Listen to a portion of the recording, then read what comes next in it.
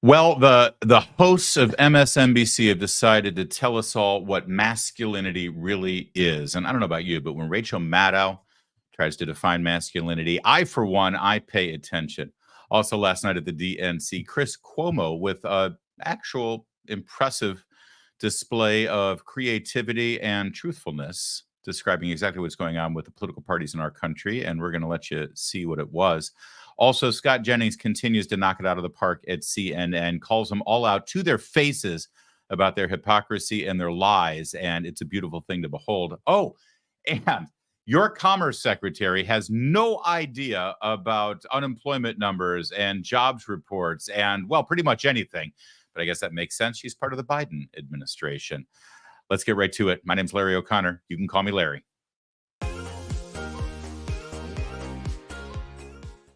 I've got this cord. It keeps popping out during the show, and it's very annoying. It's annoying to me. I'm sure it's annoying to you. Hello. Thanks for watching the live stream right now. And we are live. That's why I'm like futzing with equipment. We're at Rumble right now, as well as YouTube and across the X platform and Facebook. And if you're watching us live, thanks. Our live audience is huge and growing every single day. We love all those comments and likes you give us during the stream, by the way. That makes a big difference to make sure that people can see what we're doing. It actually boosts it on whatever platform you're watching. So keep those comments going and your reactions. We love it. And when you interact with each other, it's pretty fun, too. If you're watching us after the fact, we appreciate you. Please like and subscribe so you can catch our live stream.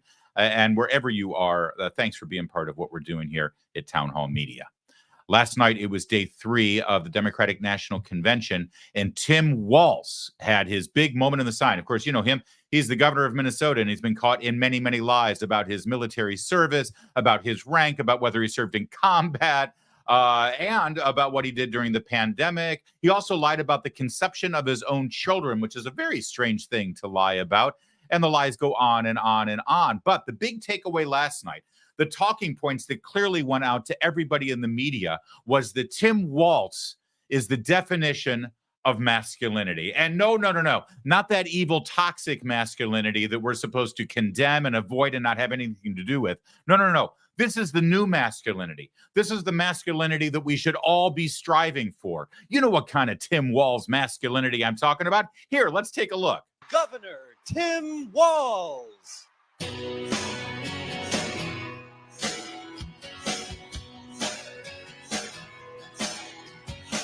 Well, I was born in a small town and live in a small town.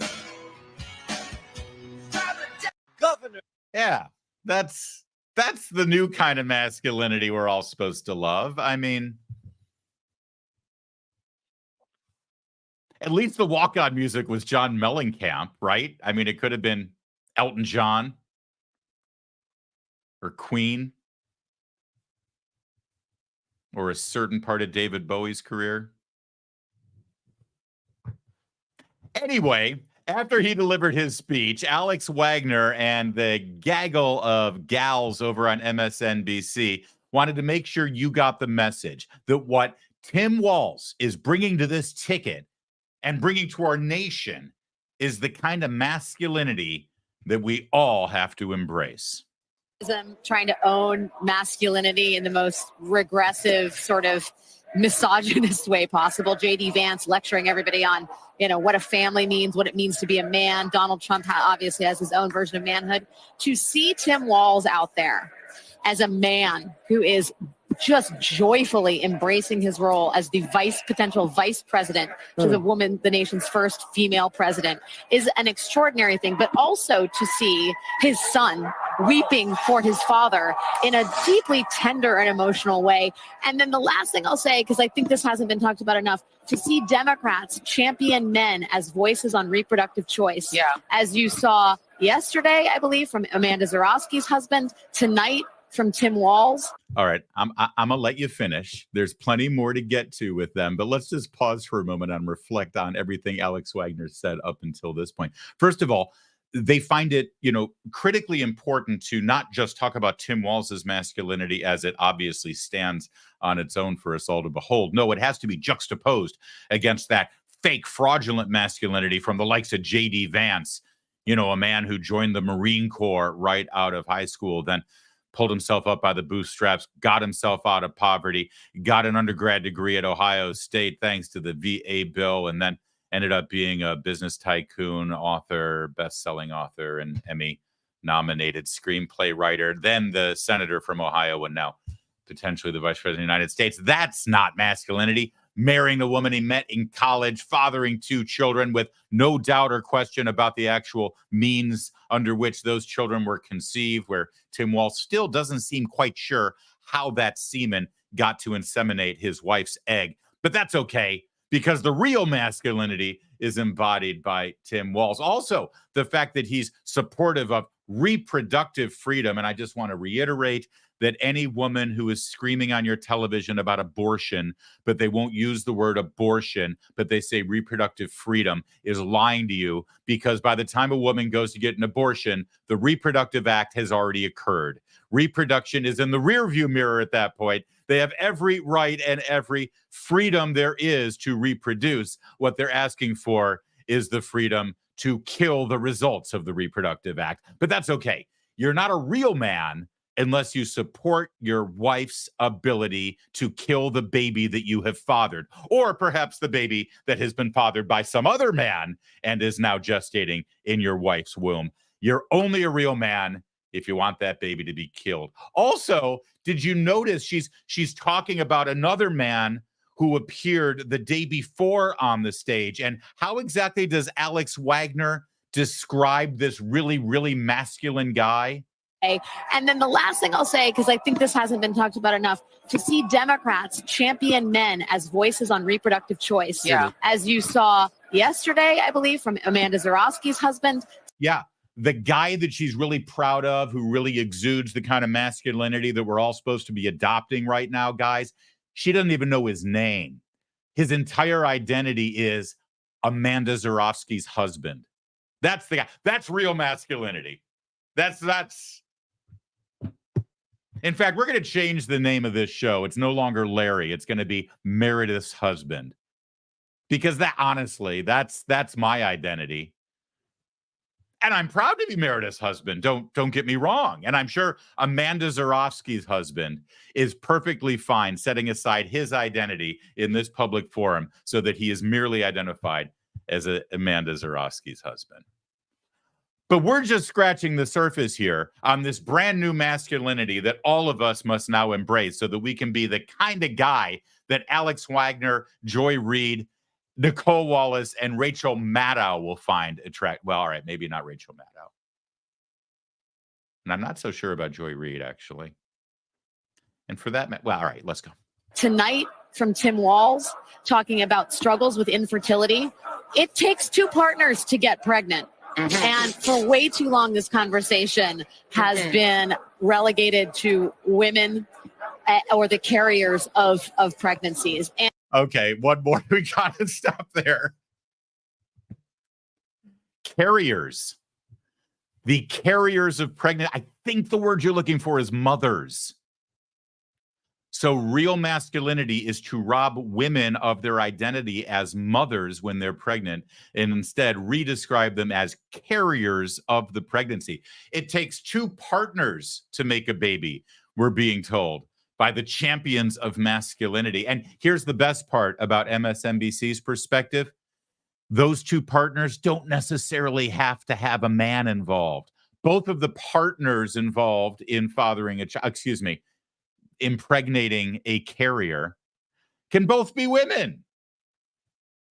This whole idea of fertility, Tim Walz has either lied about the conception of his children by claiming that they were via in vitro fertilization, or he literally is unclear on the process that was involved in impregnating his wife, in inseminating his wife. He doesn't know. He assumed it was IVF, but who knows? I don't know about you, but I'm intimately involved in the fertilization of the egg that produced my children. I know the specifics that were involved in that conception. And if for some reason I had fertility challenges and issues and I had to participate in extraordinary means for the conception of my children, whether it's a fertility clinic that leads to, various different options, including in vitro fertilization, which is not an option I would choose, certainly. But if I have to go to those great lengths, I don't know about you guys, but I'm pretty plugged in on the process. I'm going to be pretty damn sure I know the details involved surrounding the insemination of my wife for the procreation of my children. So Tim Walz either lied about it or he's just not sure. I don't know how the sperm got there. You know, they asked for some of mine. I delivered. That's all I had to do with it. That's the masculinity we're celebrating, folks. That's who Alex Wagner wants to hold up as the personification. And then Joy Reid gets in on the conversation. And again, guys, if you're looking for guidance on how to be the best possible masculine man you can be, look no further than getting advice from Alex Wagner and Joy Reid. And it is, I think, way overdue to have men express not only their stake in all this, but also their anguish. And to have a football coach talk about the anguish of infertility, I think opens up a whole new conversation about the stakes at hand for 2024. And by the way, and I love that you're saying that, because this is about modern masculinity. Yes. Yeah. And in the Democratic Party, the coach that is saying that it's important for him as the football coach to be the faculty, partner for the LGBTQ Gay Straight Alliance. The Gay Straight Alliance. And he's like, that's something important for me to do, because if a coach is doing it, it's going to have just a little more salience, right? And it's going to help kids not get bullied.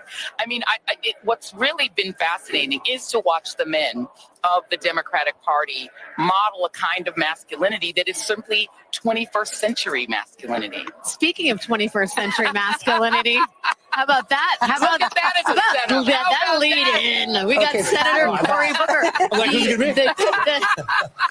Who's going to be? But see how we did that? The 21st century man himself, Senator. So then they immediately pivot and say, speaking of 21st century masculinity, here's Cory Booker. I don't know if you remember when Cory Booker ran for president back in 2020. He wanted the nomination. He did about as well as Kamala Harris, by the way. Weren't there a lot of rumors about Cory Booker and his preferences and such? Do you remember that? Am I the only one? That wasn't a mistake, what they did there. That's Joy Reid talking about how Tim Walz now models 21st century masculinity and points out the fact that when Tim Walz was an assistant defensive coordinator on a high school football team, he went out of his way to be sure that he headed up the Gay Straight Alliance on campus with young, minor boys, teenage boys. He was one of the assistant coaches on the football team. And in that capacity, he decided to create a gay straight alliance involving teenage boys on his high school campus. Just delivering the facts to you. I just want to make sure that you're clear on all the facts and the masculinity that MSNBC is now holding up as the ideal. This is if Tim Walz and Kamala Harris get elected, this will be part of the narrative that this is now how masculinity in America is to be defined. This is the ideal. This is the goal. And by the way, if you're ever wondering if talking points are put out for people in the media to all sort of say the same thing, you've seen this over the last couple of weeks, right? That they all end up speaking from the same book, like their lines have been scripted for them. Notice how they're all talking about the joyful, joyful, joyful. And the other day on the first night of the convention, it was, it's electric, electric. And they're all saying electric, electric. Well, now after Tim Walz, it was all over MSNBC. It was masculinity, masculinity, masculinity. Well, let's turn the channel if you're tired of that kind of conversation. Let's see what they're saying at CNN. Surely they're not repeating the same thing. But they are doing so in trying to put forward male figures, Tim Walz being one of them, Doug Emhoff last night, who can speak to men out there who might not be the sort of testosterone-laden, gun-toting kind of guy who wants to listen to Hulk Hogan and the kind of players that came out at the RNC, or might want to listen to that, but also, in addition, understand that it's okay in 2024 to be a man comfortable in his own skin who supports a woman. And that's something that they really are trying to work on with male voters beyond the base. You don't think a memo went out? You don't think talking points were shared? You don't think people from the campaign had text messages flying or phone calls delivered to these people? Also, what is this phenomenon of having these middle-aged women sitting on camera telling me what masculinity is supposed to be about? Guys, is this registering with you? I mean, listen, I think that there's something to be said about, if you want to be appealing to a woman, it's good to know what they find appealing. But masculinity, defining masculinity through the eyes of Alex Wagner, Joy Reid, Rachel Maddow, Nicole Wallace, Cory Booker, and now Dana Bash, and Jake Tapper sitting there saying, oh, yes, please explain masculinity to me. Well, I guess that's sort of Jake Tapper's thing. All right, fine. So let's not watch CNN either. Let's just turn the TV off altogether. We'll turn on social media. Surely over on X, they're having a different conversation. Here's Wajahat Ali, a left-wing liberal hack analyst. And what is his tweet? Tim Walz shows American men, especially white men, that a better vision of manhood and masculinity exists, which is far more loving, successful, decent, and appealing than the toxic bravado and cruelty of Trump and MAGA. Wow. Are you getting the message yet? Maybe we need to hit you in the face with this club a few more times so the message resonates. Clearly, Democrats recognize they've got a male voter problem. And instead of to actually try to appeal to men with messages that will be receptive to men, instead they're trying to redefine masculinity and tell you what real masculinity is supposed to be about, and that your every instinct and the way that you've been raised, or frankly, what's inherent inside of you because of your genetic and psychological makeup, that couldn't very well be inherent in your chemical and biological creation. That it's all wrong. What you believe a man is supposed to be and what you feel in your heart of hearts, what masculinity is actually supposed to exhibit and how it's supposed to be exhibited, well, it's wrong. We need to reprogram you. Tim Walz is what you're supposed to be. Tim Walz is real masculinity. Tim Walz is the ideal. Tim Walz is what we're supposed to be holding up now as the ideal for masculinity. If you can redefine your terms and redefine the very idea of masculinity to be this, well, then you don't have to worry about catering your message to appeal to men. You just change what men are supposed to be, and then that'll help you with your problem with men voting.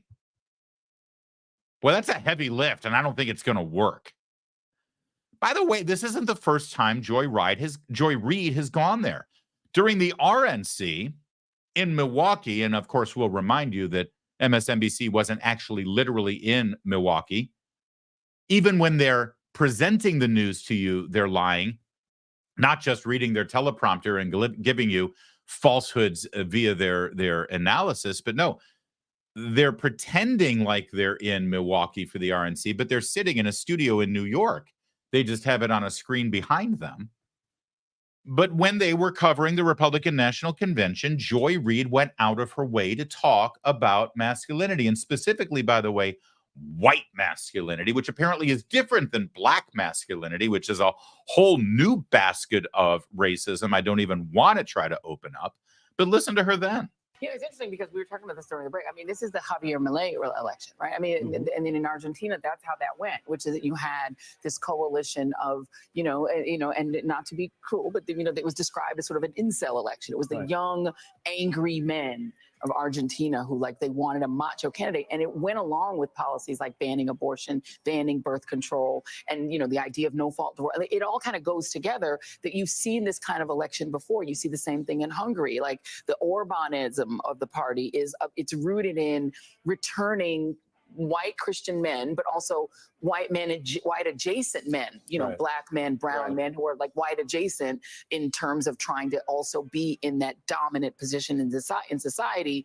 And then you have women who are willing to go along with that, right? There are a certain number of women who are also willing, the trad wife sort of thing. And wow. So black men who want to be have a dominant position in society are really white adjacent, says Joy Reid. And by the way, not to belabor the point or anything, but guys, if you're looking for advice and guidance on how to be the best, most masculine man that you can be, is that really who you want to get the advice from? Is this the woman you're tapping into, so to speak, and saying, "Hey, Joy, give me some guidance here, because I really want to be a masculine man. Could you please direct me properly here?" I love that white adjacent situation.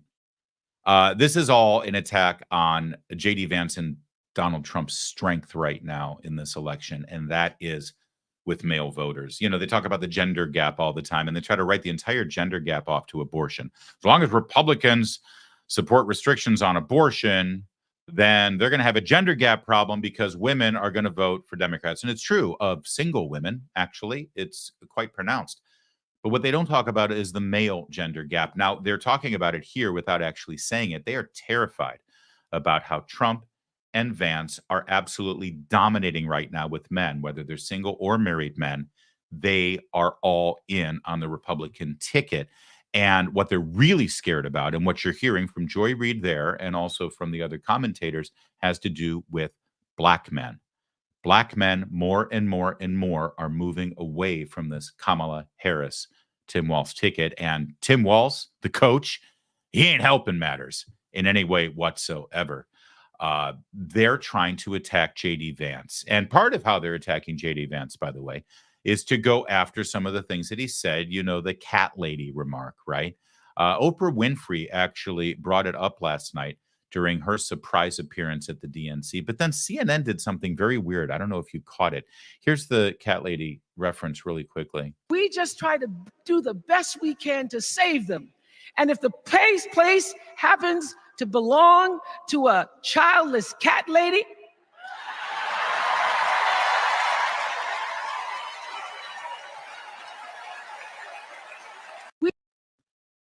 did you see what I saw?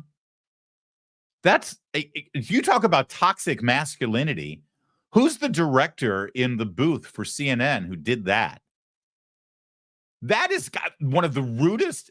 That's horrible. There's a lawsuit waiting to happen. Well, did you catch it? Here, lady. She says childless cat lady, and then somewhere in the control booth, the director said, "Go to camera 12." And he knew exactly who camera 12 was zoomed in on. This lady has a lawsuit. That is horrible. That's awful. That's toxic masculinity. Tim Walz would never do that. No siree. That poor woman. I apologize on behalf of that man. And by the way, tell Felix, Fluffy, and Banshee we said hi when you get home, and clean their litter box. It stinks. Thanks. I don't know, Kevin. That was the best way I could end that one. Are we okay with it? I loved it. Thank you. Last night, Chris Cuomo. Remember Chris Cuomo? Yeah, he's trying to revive his career. We've shown you some of the things he's attempted to do. He had that interview with Tucker Carlson, which was actually rather enlightening, but he's still Chris Cuomo. Don't get me wrong. But he's got a primetime show now on, what's it called again? News Nation. Yeah, News Nation. Sure, why not? So he's doing this News Nation thing, and he's broadcasting from the floor of the convention. And I got to hand it to him. He delivered a 3-minute monologue about the reality of the political parties and the system that we've got right now in America. And I don't have a whole lot to argue with here. I want you to hear it, and then we'll talk about it together. All right? Take a look. A big theme here at the DNC is that they're going to go after corporate gouging, and they're going to go after corporations, whether it's in taxes, largesse, loopholes. The RNC, we heard the same thing. They're going after the elites, the two sets of rules. Let me reveal a reality to you that has to be spoken to here, okay? These are the soldiers. These are the men and the women that go back to their constituencies and their communities, and they fight. They take time from their jobs. They take time from their families. Republicans and Democrats alike, that's what they do. They need to charge these people up. They need to be able to get them on board. But there's another reality that is literally looking down on them. Greg, look at the ring of sweets, okay?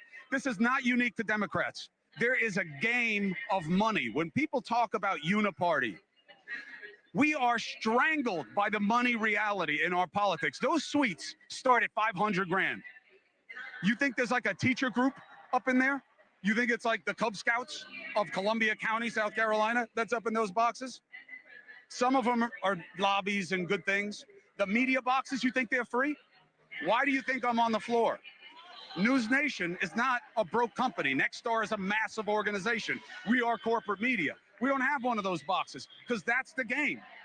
You pay to play. Those boxes are filled with the same people that they say they're going to regulate. They are literally looking down on the faithful and being told, yeah, we're going to break down on them. We're going to make them pay their share.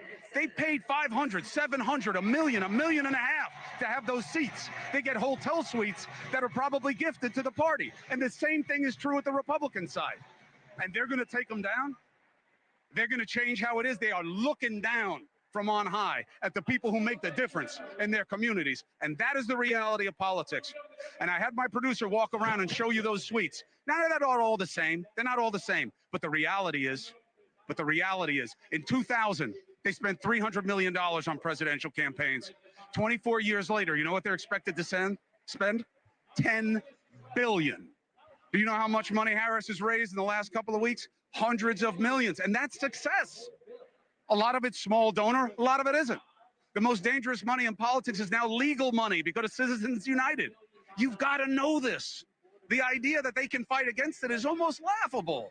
It's almost laughable. So look and listen when you are told these things. Because I don't care what they promise you. Not here tonight, not at the RNC, not that Trump knows them, not that they don't own them. He did one of the biggest fundraisers I've ever heard of in my life out where I live. Millions of dollars a plate. That's the reality of politics. All right. So listen, and he's getting applauded for keeping it real and doing that thing down there. And I just want to forgive me if I chip away a little bit at his pristine little pedestal that he's sanctimoniously standing on. He's making a good point, except when he said, and it was the same at the RNC. No, I'm sorry. Listen, I know I'm a partisan hack, right? Of course, I wear my politics on my sleeve. I'm a Republican. And I'm going to deliver you my opinion, but I'm also going to back it up with facts. And if you disagree with me, you have every right to say so in the comments section. But this whole idea that the Republicans and the Democrats are both equally guilty of what he's decrying right now is absolute balderdash for a couple of reasons. And let me point them out here first. First of all, his point about how Republicans say it too. Here, let's listen to it together, and maybe you can check exactly what he said, and if you heard it the same way I heard it. Whether it's in taxes, largesse, loopholes. The RNC, we heard the same thing. They're going after the elites. There it is. Now, when the Republicans say that we're going after the elites and we're going to get the elites out of politics, do you immediately say, oh, he's talking about Comcast and AT&T and major oil corporations and Verizon? Is that what you hear? Because that's not what I hear. And that's not what Republicans mean. See, he's talking about the hypocrisy of Republicans and Democrats saying that they're going to rail against corporations and they're going to hit hard against corporate greed. And yet, look up in the skyboxes. That's all owned by corporations. It's all hypocrisy. When was the last time you heard Republicans say that they were going to go after corporate greed? I hardly ever. I don't think I've ever heard that. Unless it's specific to one sector, the pharmaceutical companies or the one specific sector or something. But no, actually, Republicans are pretty free market and pretty capitalist. There's no hypocrisy. Now, you can quarrel with Republicans for being in bed with corporations. That's fine. But you certainly can't call them hypocrites because they're not sitting up there saying, we got to end all these big corporations. No, I mean, let's talk about big tech, but it has nothing to do with the size of their corporations or their tax advantages. It has to do with their use of their power and influence to meddle in our elections and silence individuals from being able to speak freely on social media platforms. But that's not going after big corporations because we don't like their power and their influence and the money that they're able to make. No, screw it. Make as much money as you want, corporations. In fact, we'll lower your tax rates if it means you're going to hire more people and build our economy. So this is all a red herring when he says both sides are equally guilty. Bull. It's Bernie Sanders and Kamala Harris and Hillary Clinton and Joe Biden who stand up there screaming, shaking their fists, saying, we're going to get these corporations out of the government and we're going to get their influence gone and we're going to confiscate their money. And they do nothing. They write tax codes that allow those corporations to have loopholes that you can drive a Mack truck through. Meanwhile, you're the one who gets squeezed. You're the one who has to pay the pony, pay the piper and the pony while you're at it. Now, when Republicans say they're going after the elites, they're talking about the smart set who's in charge of your lives, who infiltrate into the government and actually make policy without actually ever having to bother to run for office. Railing against the elites in our government and in academia and in the media, that's not an attack on corporations. And yes, good for Chris Cuomo to admit that News Nation is owned by Nexstar. Nexstar Media Group is actually the largest owner of independent television stations in this country. Second quarter of this year, they had a net revenue of $1.27 billion, which is a record for them. News Nation is owned by a huge corporation. The reason they don't have a box at the Democrat National Convention is not because they can't afford it, and it's not because of the way Chris Cuomo just said, we're not going to play that game. No, it's because News Nation is a startup. It's a new venture for Nexstar, and they decided not to allocate that kind of budget for that sort of thing. Give me a break. Everybody knows that if News Nation were 10 years older and had more revenue coming in, Nexstar would absolutely buy a box for them. And Chris would be sitting in it. You didn't hear Chris Cuomo railing like this when he was working for CNN, at the time owned by AT&T. While he was sitting in his beautiful luxury box. Is this some new revelation that Chris Cuomo has, discovered? Or did he believe this then? He just wouldn't say anything about it because, hey, I'm CNN, so I'm not going to upset the apple cart. Don't buy this whole populist thing. Now, listen, what he's saying is true in terms of money in politics. Absolutely. And we should get money out of politics. If you can come up with a good way how, I'd love to. But here's the problem in a free society. If you're free to make money and you're free to spend that money however you'd like, then yes, you're free to spend that money on politics, even if it means that you're doing it to hopefully influence the candidate of your choice. The solution is to have full transparency so you know exactly who's spending money on what, so the American people can then judge for themselves. Oh, okay, you want to vote for the Democrats? Well, that's money that's coming from labor unions and from people who want to kill babies. That's all. Because you see, Chris Cuomo, as a dyed-in-the-wool, from birth and all the way to death, partisan Democrat, will say the solution is to get all the money out of politics and have all the campaigns publicly financed. And then oh, really? Oh, so we're going to take all the money. So nobody can contribute, even labor unions? Oh, no. Labor unions are okay because that's money coming from people, not corporations. See, this is what he's getting at. And this is who they are. And this is how they operate. Do you notice how nowhere in there, while he's standing on the floor of the DNC decrying all the big money in politics, does he go after the teachers union and the government employees union and the lawyers? What about the lawyers that spend so much money trying to influence that party? These are the top donors of the Democrats. Yeah, you're right, Chris. There's a lot of hypocrisy in that room. You might want to watch News Nation on rerun to see the biggest hypocrite of them all. All right, that's not fair. Chris is not the biggest hypocrite of them all. Oprah Winfrey is the biggest hypocrite of them all. Oprah Winfrey, a billionaire who has her own multi-million-dollar mega influential media corporation that she created. She stands on that stage trying to act like a populist and a voice of the people while wearing, what are we guessing, a $10,000 suit? And boy, look at that rock on the finger. That's a hell of a ring. And her entire message to you, this is a woman who was born and raised lower or middle class in the South in America as a black woman in the 60s and the 70s. She came from there to become one of the most, if not the most influential media figures on the planet, worth well over $1 billion. And what was her message to the American people last night? From the redwood forests, love those redwoods, to the Gulf Stream waters, I've seen racism and sexism and income inequality and division. I've not only seen it, at times I've been on the receiving end of it. Yep. That's her message to you. This country sucks. This country that gave me the opportunities to achieve the highest level of achievement that our nation has to offer. As a black woman, my message to you is this country is racist and sexist, and there's income inequality, and I've had to deal with it. Income inequality. Oh, honey, how much do you make for a speech? How much do you make on your TV shows, even when they're failures? How much do you make sure you've carved out for yourself? Income inequality? Income inequality. Yeah, I'd like to talk to her about some income inequality.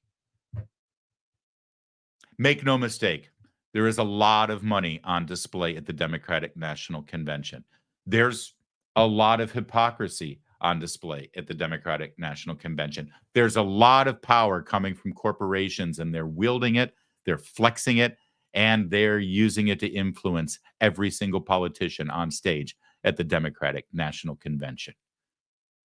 The only thing I beg you to take from this is that the people delivering you the messages about all of that greed and all of that corporate corruption, the last people you should be hearing from about it are people like Chris Cuomo and Oprah Winfrey.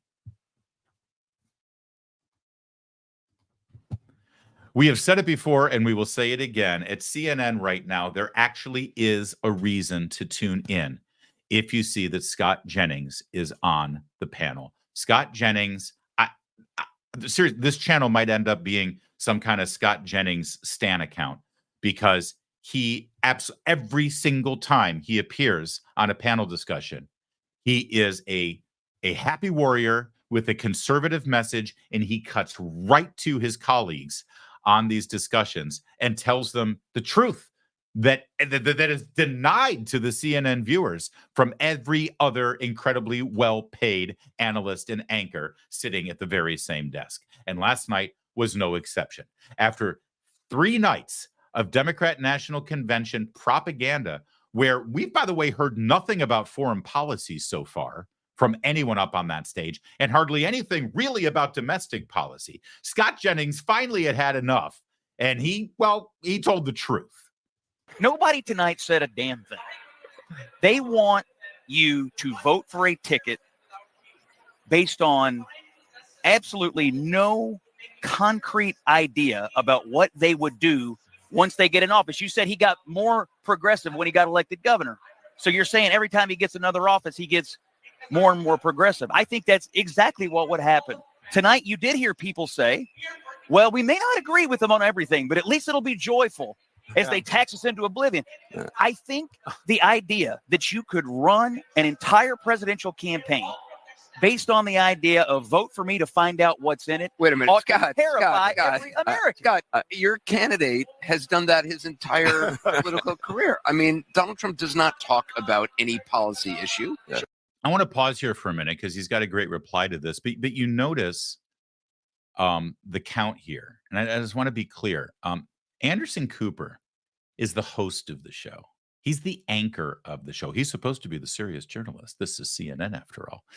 And then he's got David Axelrod, right, who was the campaign manager for Barack Obama. He's got Van Jones, who was part of the Obama campaign. He was the climate czar, if I remember right, before he was shamed into resigning his position because it turned out he was a 9/11 truther. Oh, yeah, that's true. Look it up.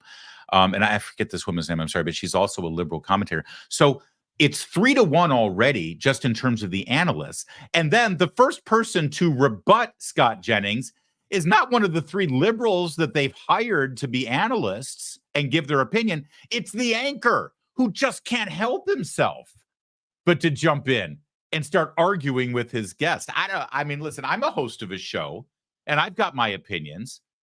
In fact, I'm literally an opinion journalist. I'm paid to give my opinion while I host my show. Anderson isn't. CNN still tries to pretend that they're unbiased, and here he is debating with his guest, which is remarkable. I mean, Anderson, dude, you've got 3 people there to do it for you, but that's fine. Let's watch it unfold here. Sure he does. Yeah, he's going to lower inflation. He's going to eliminate inflation. Excuse me. That's on day one. He's going to take away Obamacare on day one. I mean, he's going to be tougher on immigration. Your argument, I understand your argument, but it doesn't. Given the candidate who you are backing, it rings a little hollow because there is no flesh on the bone of anything he's talking about. I'm the only person here that doesn't sign up to work for candidates. Okay, like I work for CNN. I'm here to analyze the news. That's number one. Number two, I think what they are telegraphing to the American people is, we know if we told you what we were going to do, it would be monumentally unpopular. That's exactly right. And Anderson Cooper is incredibly disingenuous here about this false attack on Donald Trump. Because if you go to the Trump website right now, you'll see a list of 40 bullet points and items of their policy positions of what they will do when they get there. And to say that there's no meat on the bones, you don't need meat on the bones when you're running for your second term. I was president 4 years ago. I know how to do it because I did it then. Remember how things were? I'll go back to where we were, honestly. Meanwhile, if you go to Kamala Harris's website right now, there's still no policy positions. Why? Because as soon as she actually hammers one home, as Scott Jennings just said, it's incredibly unpopular. The one thing she's come out with is the price controls and Marxism that she announced last week. Have you noticed something about the polls right now?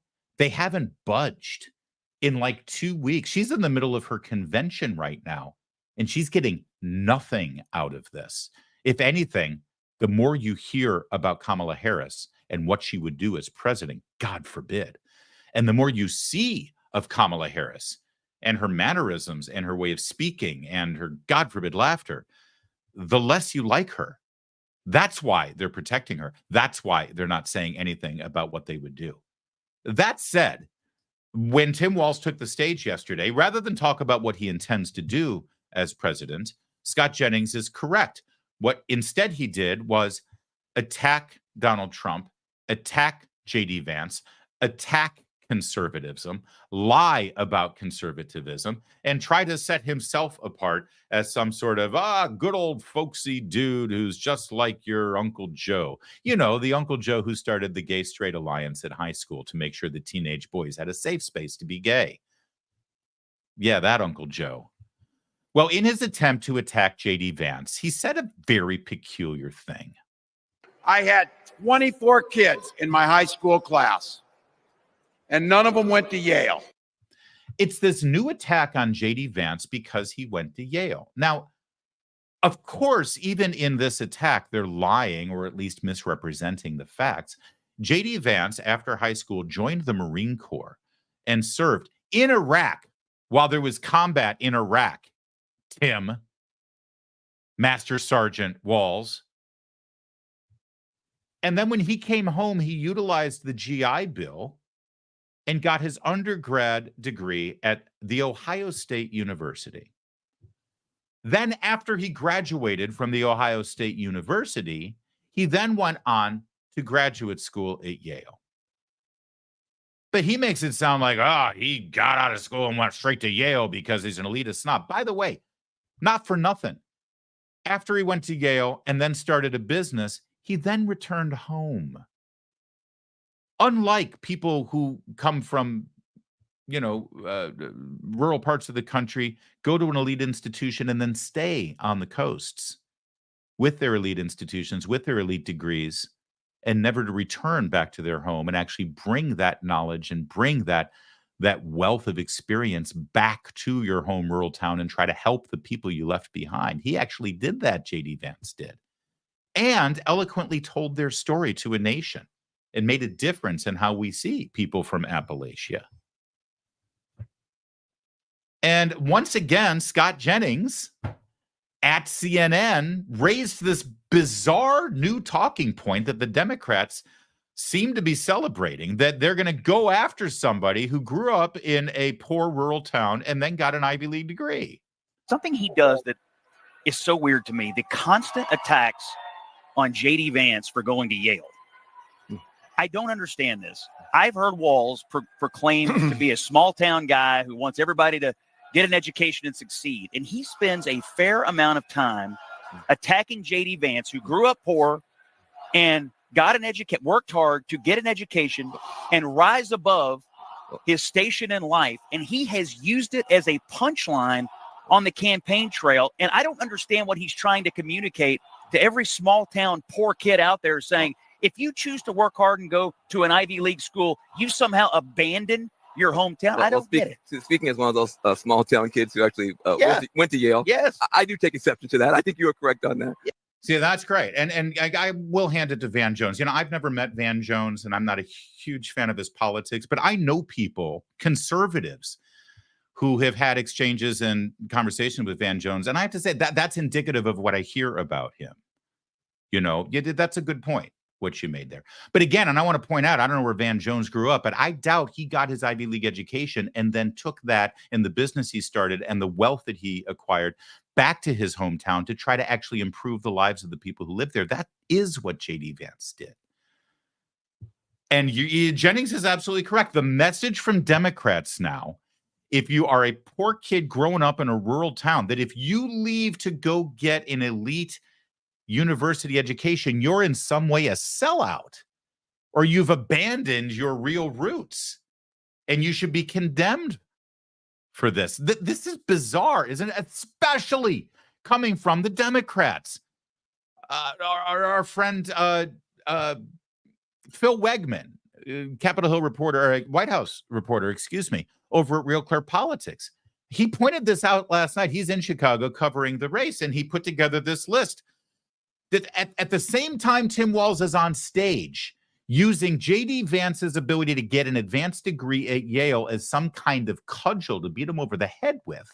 On that very same stage over the last 2 nights, Cory Booker, Yale, Bill Clinton, Yale, Jaime Harrison, Yale, Amy Klobuchar, Yale, Pete Buttigieg, Harvard, Amanda Gorman, Harvard, Mindy Kaling, Dartmouth, Cecile Richardson, Brown, John Legend, Penn, Alex McGill Johnson, Princeton and Yale, Jared Polis, Princeton, Oprah Winfrey, honorary degrees from Princeton and Harvard, Stevie Wonder, honorary degree from Yale, not to mention Barack Obama, Harvard, and Michelle Obama, Princeton. What in the hell are we doing here?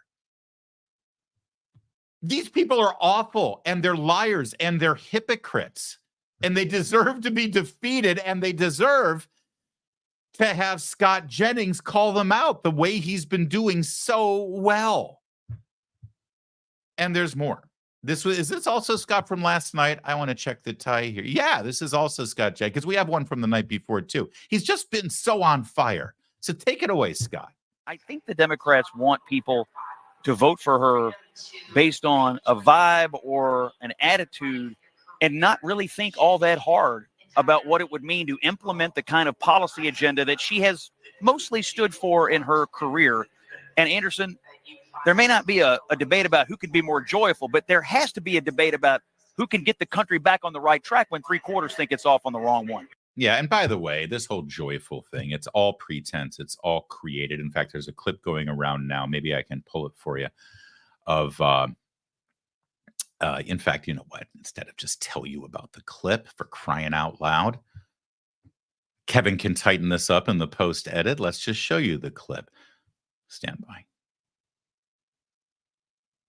Stand by. Just wait for it. Oh, I thought I had it. All right, hang on. Kevin, can you just sing a song for a second while I do this? You want me to entertain? I do. I want you to entertain everybody. Go ahead, sing. Why don't I pull some comments while we're waiting? All right. Sorry. If you can run in our Rumble chat saying "You go, Larry." Oh, thank you for that. Jim on YouTube says, "Thanks, Larry." You bet, Jim. You're welcome. Thanks for watching on YouTube. I could have sworn I just retweeted this, so I figured it would be on my feed, but no, it's not. Oh, and now it's further down than I expected. Oh, damn it. Keep going. Let's see. Robert No Party on YouTube says Democrats mock themselves every time they open their mouths. They also get mocked every time Scott Jennings opens his mouth on CNN. Fun fact. All right, this is going from bad to worse. Circling back to when got it.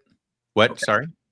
I was just going to say, circling back to when Van Jones or Anderson Cooper was talking about how Trump never talks about policy. How Captain Beefheart on Rumble reminds us that he did a whole 2-hour press, or I think it was in North Carolina, if I remember. Oh, that's right, where he answered every single question the press could ask about his policies. Yeah. Yeah, you're absolutely right. All right, let me pick it up where I was.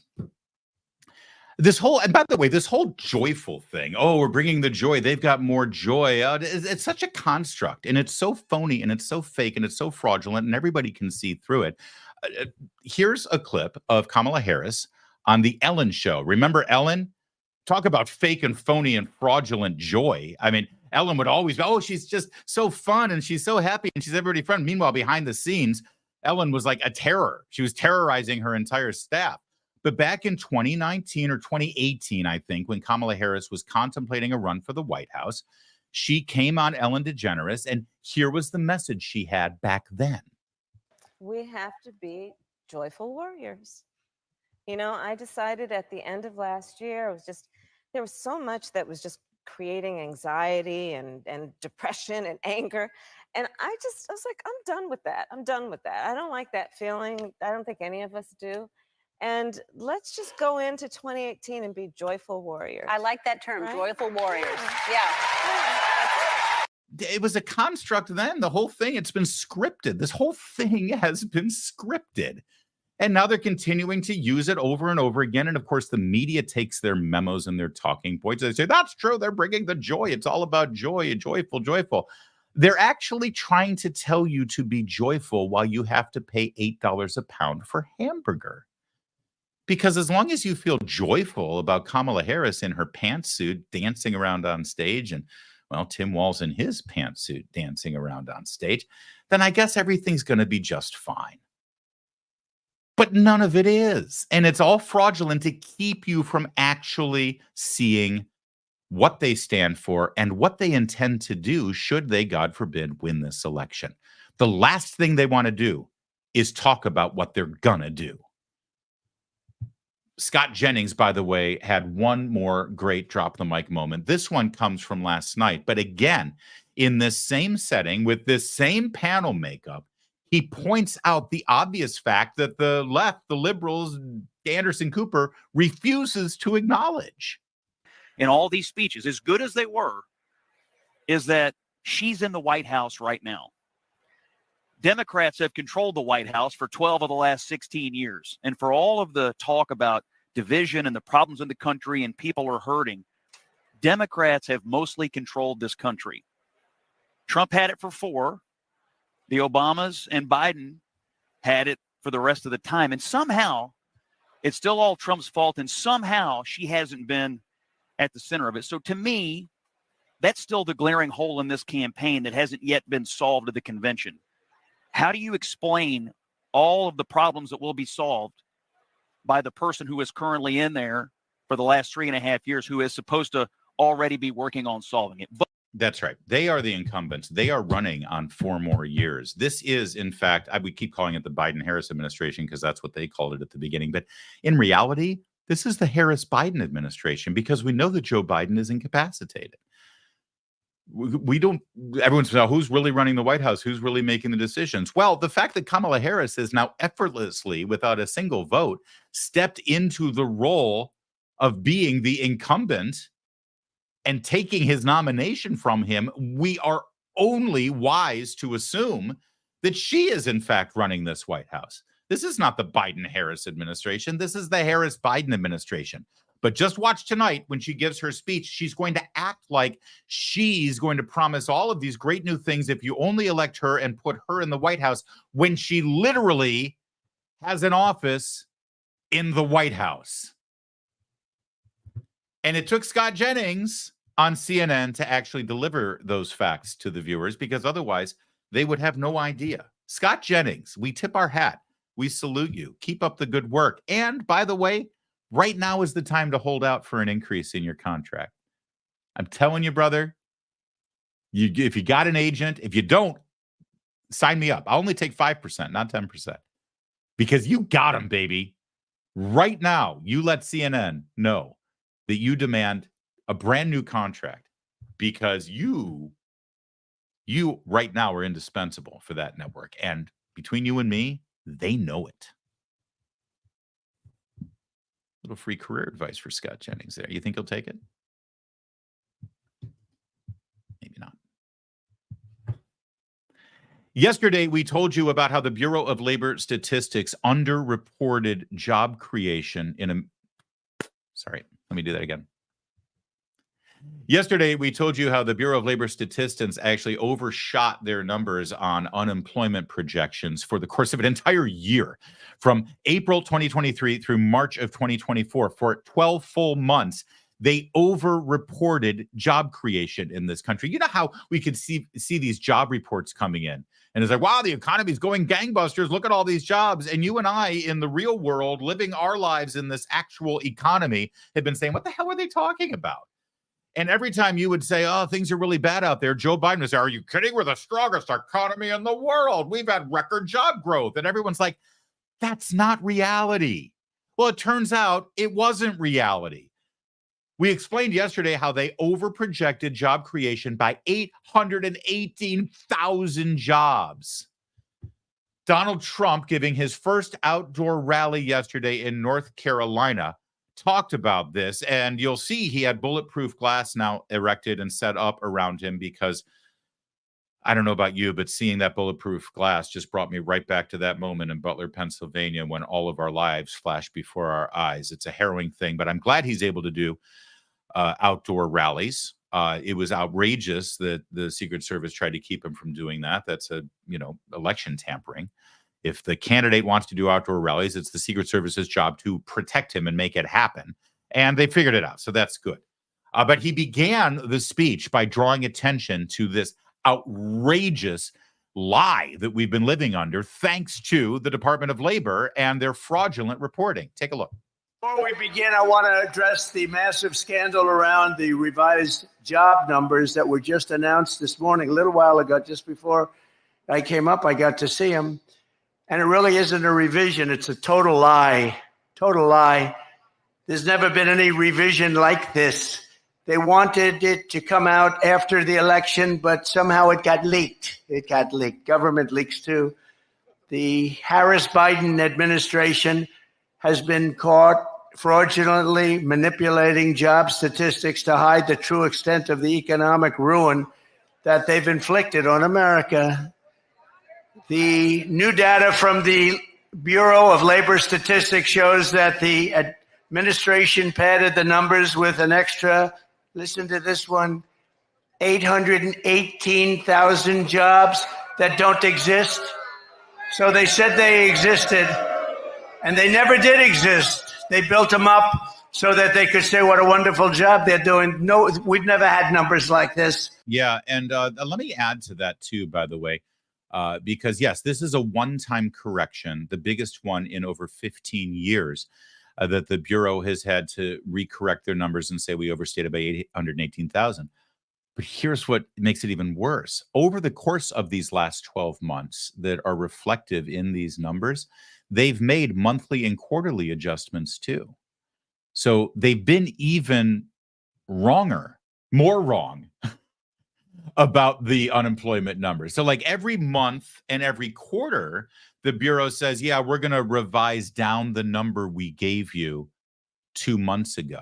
So over the course of this same window, April of 23 to March of 24, and going off the top of my head, as I always do, I believe the Bureau of Labor Statistics has already downgraded their reporting by about 500,000. And now in one fell swoop, they add another 818,000. So we're talking about 1.3 million misreported jobs over the course of that year. And you heard Trump talk about how they were hoping to hold this until after the election. It got leaked. I have a theory about that. I think that now that Biden's gone, I think they gave the green light to go ahead and put the real numbers out because Kamala is trying to run against the current economy and pretend like she has nothing to do with it. And Kamala is trying to put forth all of these economic initiatives because even Kamala Harris realizes that the Joe Biden messaging that this is the strongest economy on the planet. Remember that clip of Peter Doocy last week asking Biden, what are you going to do when Kamala Harris tries to distance herself from your economic policies? And Biden's like, she won't do that. She won't do that. Well, this gives her an excuse. We were under the misconception that the economy was better than it was. We thought that there was another 1.3 million jobs that weren't there. Clearly, things aren't quite as rosy, but here's my plan to fix it. And you can't blame me. That's what they're going to try to do here. I think that's why this leaked.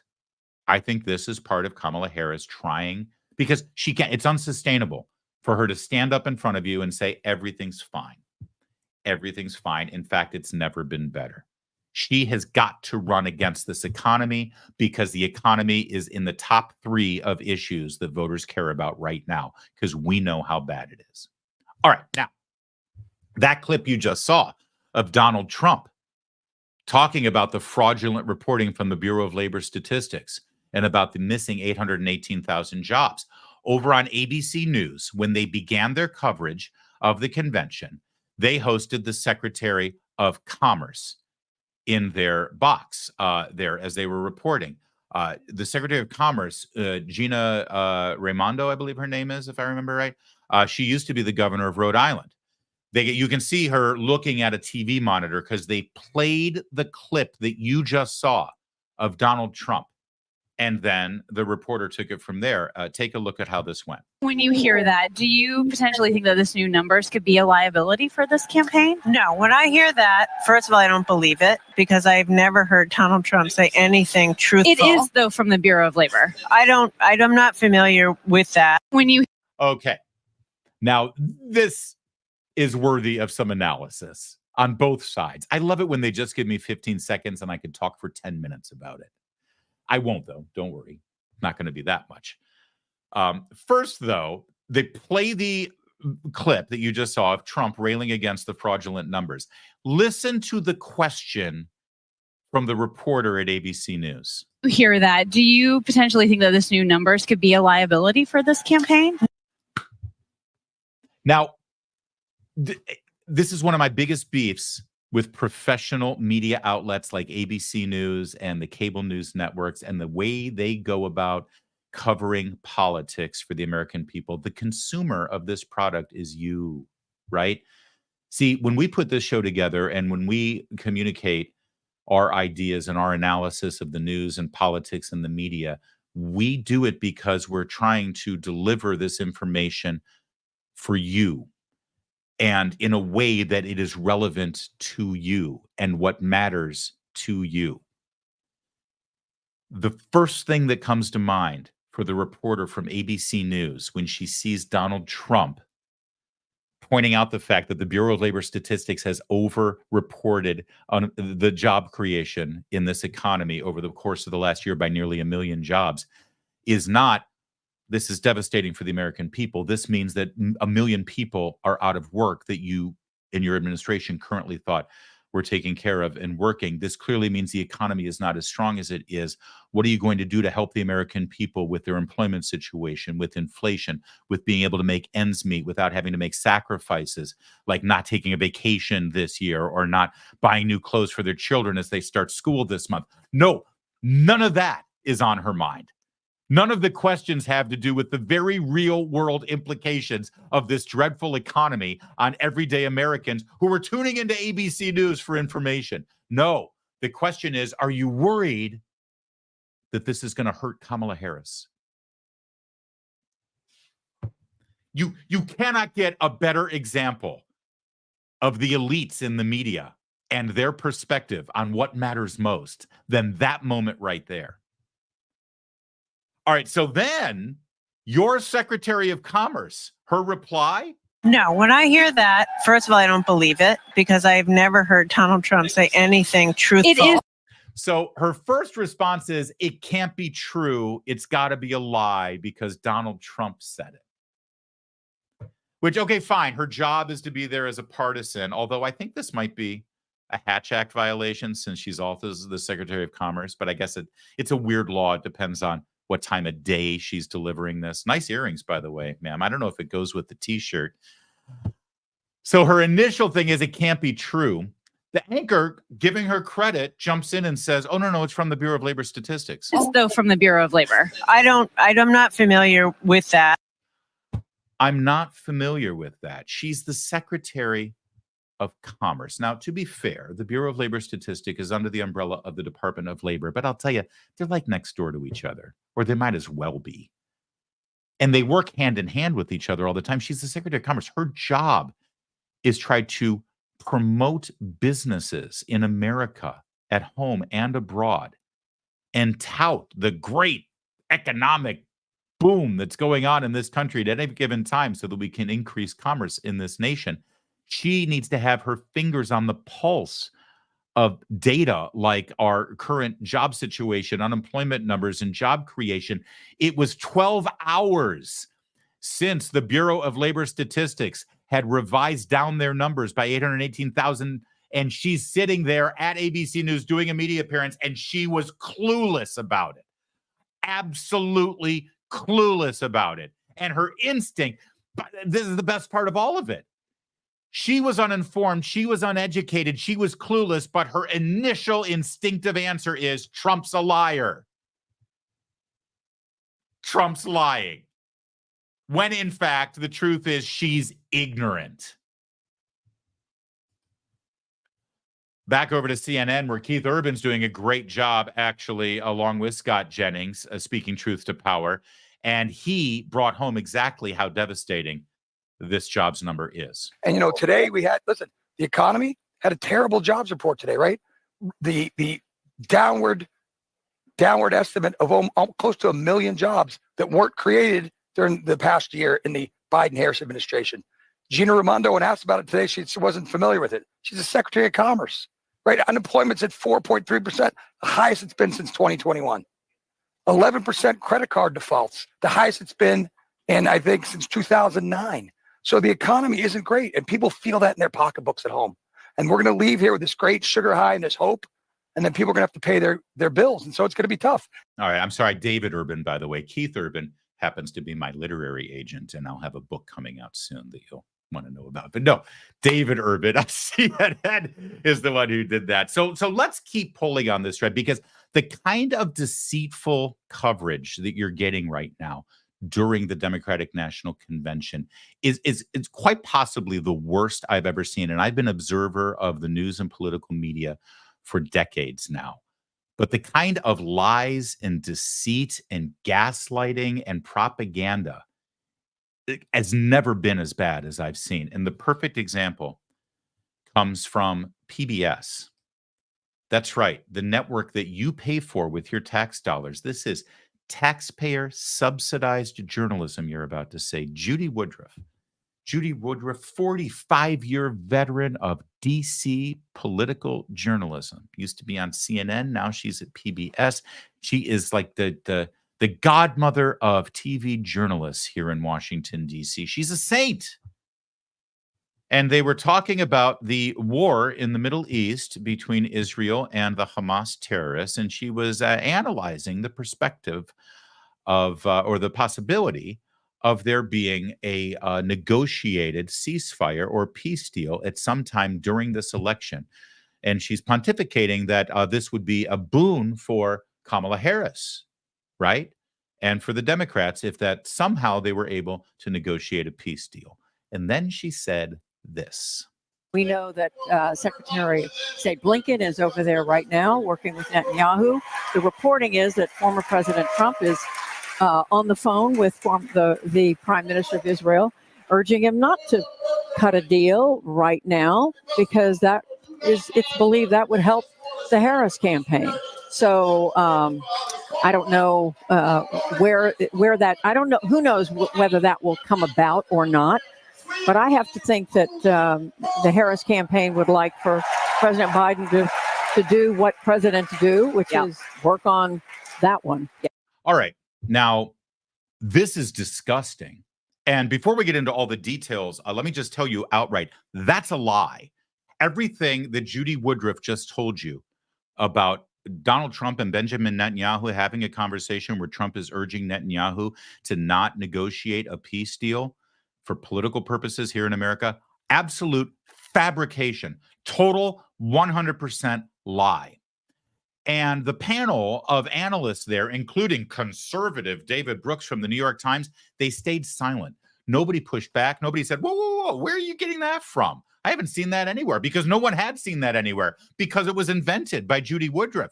But no one said anything because she's Judy Woodruff, damn it. And she's not going to say something like that unless it's sourced and real and legitimate. She's the godmother of DC political journalism, after all. Now, listen to it one more time, because there's a bit of a tell here that she knows herself that this is an unfounded report. Listen. Working with Netanyahu. The reporting is that former President Trump is on the phone with the Prime Minister of Israel, urging him not to cut a deal right now. Let me pause there for a second. You heard her couch it. She said, the reporting is that Netanyahu's on the phone with Trump, right? The reporting is. So that's a fascinating turn of phrase. We'll unplug that in a moment, but I'll let her continue now. Because it's believed that would help the Harris campaign. So I don't know where that, I don't know, who knows whether that will come about or not. Did you notice that? She says Trump is on the phone with Netanyahu trying to talk him out of negotiating a peace deal because it would help the Harris campaign. And then she says, who knows if that will come about? What was she gonna say? Because I don't know where and who knows are two different thoughts. I don't know where suggests that she was about to say, and I don't know where that reporting is coming from. I don't know where people came up with that. I don't know where that's right. And then she stopped herself. Watch it. I don't know where that, I don't know, who knows whether that will come about or not. You see what I'm saying? So that's all a lie. By the way, one other quick observation before we expand more on Judy Woodruff actually coming clean and explaining that this was not true. Do you notice something here?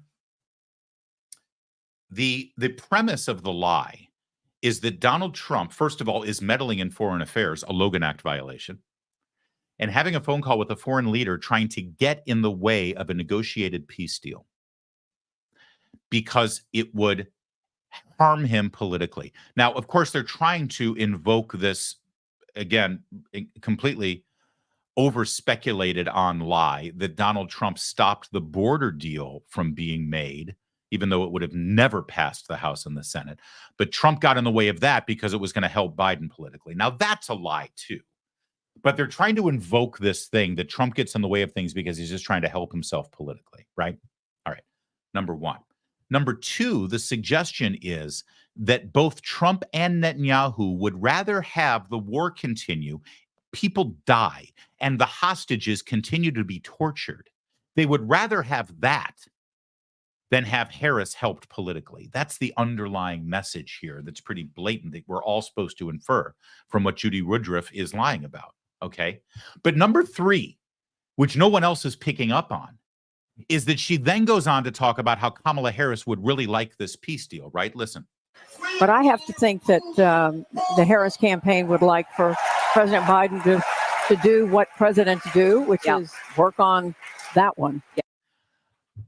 The Harris campaign would like Joe Biden to work on this deal, not because that would be a great thing for the Israeli people and for the so-called innocent Palestinians who were casualties of the war, and it would be a great thing to get our hostages home. No. What's clearly being said here by Judy Woodruff is the very same blatant, brazen, cynical political calculation that she's falsely accusing Donald Trump and Benjamin Netanyahu of calculating, but she's literally saying that that's exactly what the Harris campaign wants. The Harris campaign wants a ceasefire deal or a peace negotiated because it'll help them politically, not because it's good for Israel, it's good for Gaza, or it's good for the hostages. No, because it'll help her in November. And she doesn't even realize that that's what she's saying by laying this out here. Again, totally based on a lie. Now, she claims, Judy Woodruff claims, let me give you her so-called apology. What you just saw is what she said on international television, actually, on PBS, falsely claiming that reporting says Netanyahu and Trump had this phone call. She then took to the X platform, not on television. She hasn't said a damn thing about this on television where everyone saw the lie. No. So millions of people see the lie and it's just allowed to stay. And then 24 hours later, she goes to the social media platform and she clarifies. Don't you think she should retract it live on television like every half hour that she's on the air? So it has equal time? Nah. We'll just put something on X. All right, so she goes and she says, I want to clarify my remarks on the PBS News special on Monday night about the ongoing ceasefire talks in the Middle East. As I said, this was not based on my original reporting. I was referring to reports I had read in Axios and Reuters about former President Trump having spoken to the Israeli prime minister. In the live TV moment, I repeated the story because I hadn't seen later reporting that both sides denied it. This was a mistake, and I apologize for it. I want to say this, one little mini itty-bitty sarcastic hat tip to Judy Woodruff, because he actually used the words apologize. Usually, people come out there when they clarify their remarks, and they never actually say, I'm sorry or I apologize, but then they get credit. Well, they apologized. No, they didn't actually apologize. They clarified. They put out an excuse and an explanation. But here in this case, Judy Woodruff actually used the words I apologize, which is frankly commendable. But she claims, understand, I was referring to reports I read in Axios and Reuters about President Trump having spoken to the Israeli prime minister. I hadn't seen later reporting that both sides denied it. Hold on a second here, honey. You didn't report that they had a phone call. You reported something very specific about that phone call. Reporting is that former President Trump is on the phone with the prime minister of Israel, urging him not to cut a deal right now. She reported that he was on the phone with Netanyahu urging him not to cut a deal. Going back to her apology, she doesn't refer to that at all. All she said was, I was referring to reports I read in Axios and Reuters about former President Trump having spoken to the Israeli prime minister. Now, if you read this clarification and apology, and you know what she was talking about, you would suspect that the only thing she got wrong is that both sides denied that the phone call happened, right? It's like, I accurately said that I saw reporting about this phone call about Trump urging Netanyahu to not cut a deal because he was afraid it was going to help Kamala Harris's campaign, but I didn't report that they both denied the call happened, right? So let's go to the reporting. Axios, she says. Okay, here's Axios. Netanyahu's office denies call with Trump about the Gaza hostage ceasefire deal. Oh, that seems like the Axios reporting she's talking about. Well, what is the Axios reporting? I'm going to read this report to you, and you're smart. You're plugged in. You're aware. You get it. You're much smarter than Judy Woodruff's PBS audience is. So after I'm done reading this report, I want you to point out to us in the comments section what's missing. What did Judy Woodruff report to her audience that was never in this report? Israeli Prime Minister Benjamin Netanyahu's office said in a statement Thursday that he did not speak with former President Donald Trump on Wednesday to discuss the Gaza hostage and ceasefire deal. A crucial round of negotiations with senior U.S., Qatari, Egyptian, and Israeli officials is set to take place in Doha on Thursday to try to close the remaining gaps between Israel and Hamas. Axios earlier reported that Trump spoke on the phone with Netanyahu on Wednesday and discussed the Gaza hostage and ceasefire deal, citing 2 U.S. sources who were briefed on the call. White House Press Secretary Karine Jean-Pierre said in a briefing on Wednesday with reporters that it is critical to reach a deal in order to release the hostages, bring relief to Palestinians in Gaza, and decrease regional tensions. There are 115 hostages being held by Hamas in Gaza, where nearly 39,900 Palestinians have been killed, according to local health ministry. By the way, that's a fraudulent number. The health ministry is a propaganda arm of Hamas, which they don't identify. A local health ministry, that's Hamas. But we'll set that aside for a moment. Driving the news, one source said Trump's call was intended to encourage Netanyahu to take the deal, but stressed he didn't know if this is indeed what the former president told Netanyahu. Did you catch it? Did you see it? Did you hear it? Did you? I'll wait for the comments to come in. And while we wait, let's once again remind you of what Judy Woodruff told her PBS audience on Monday.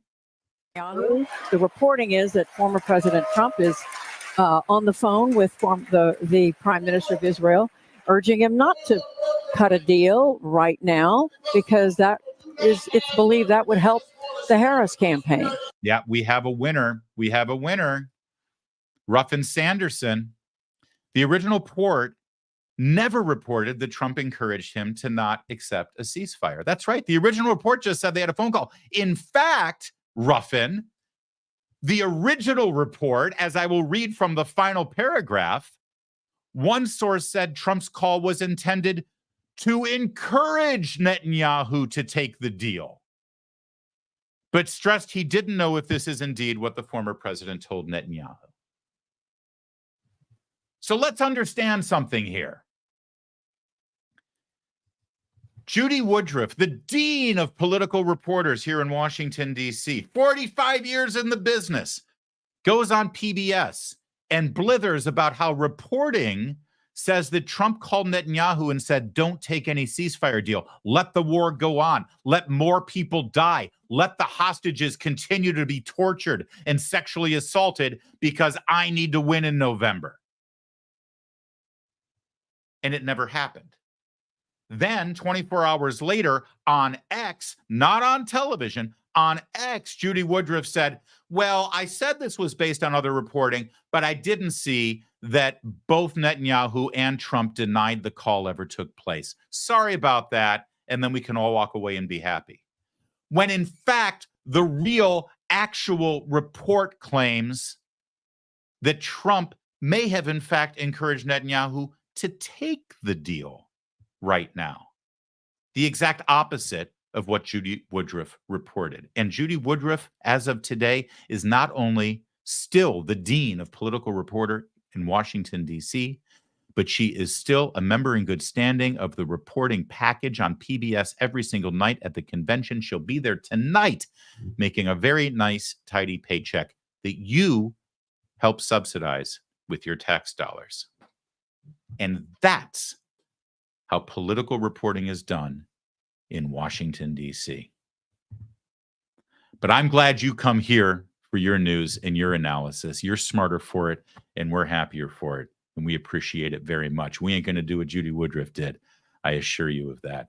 Guys, thanks so much for watching. Ricky D. Upchurch gave us the other 99 cents we were looking for. So now we've got our $20 from yesterday. Ricky, you're too good, and you're too funny. Thank you so much for that. And Roxy Loyola, is that a real name?